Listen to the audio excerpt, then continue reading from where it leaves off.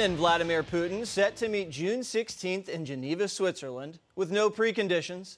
So is the media going to accuse Biden of being a KGB agent? What about the Colonial Pipeline hack? Here's the White House defending it. We don't regard the meeting with the Russian president as a reward. We regard it as a vital part of defending America's interests. And President Biden is meeting with Vladimir Putin because of our country's differences, not in spite of them. Were there any preconditions? No. And remember how Joe Biden approved that huge giveaway to Russia by dropping sanctions against the pipeline that goes to Germany? The president now spinning it as not really a big deal. It's almost completed by the time I took office. And to go ahead and impose sanctions now would, I think, be counterproductive in terms of our European relations. All right, Dana, you're probably familiar with a few of these big high-level meetings. How do these things happen, and should there have been preconditions, in your opinion? Well, probably not, although there might be some in private. I mean, you can kind of have your own, right, for going, but this will be their first chance to meet as President Biden.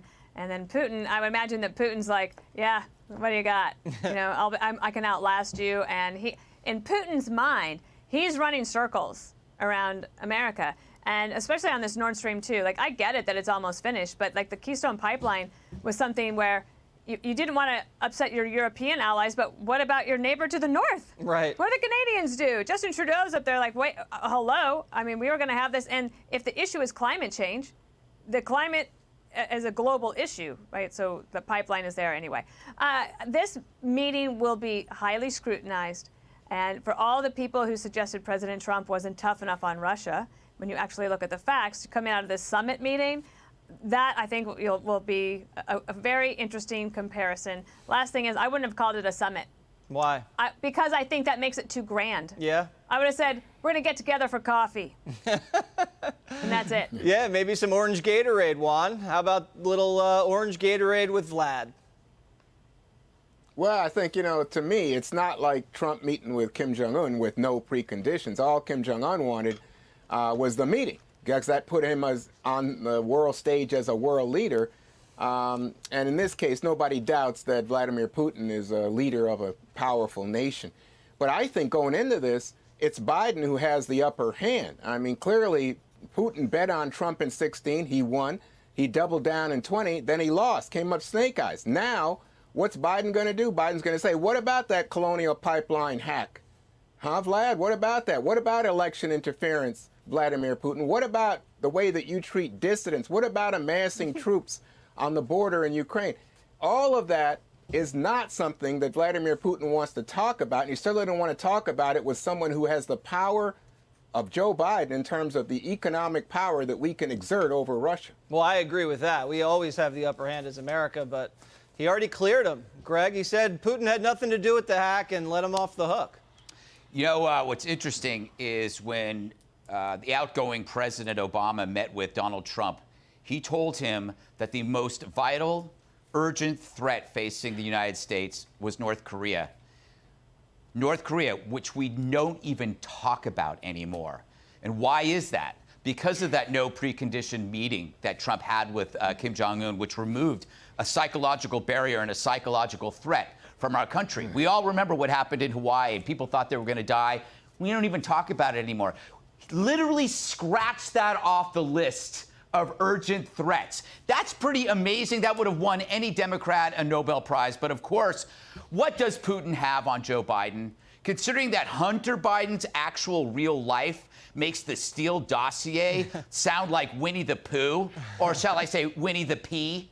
So I think clearly Putin has Biden in his pocket. Joe could be a Russian asset, perhaps a Manchurian candidate, maybe even mentally ill. We should consider that, what is it, the 25th Amendment? And I'd like to quote Rachel Maddow, where is Konstantin Kalimnik? Tick, tick, tick, tick, boom. Yeah, and to your point, after that meeting, for 3 years, North Korea didn't test a long-range missile or a major atom bomb. All right, Dagan. So big expectations for this meeting? Because I have a feeling the media is going to just make Joe look like G.I. Joe.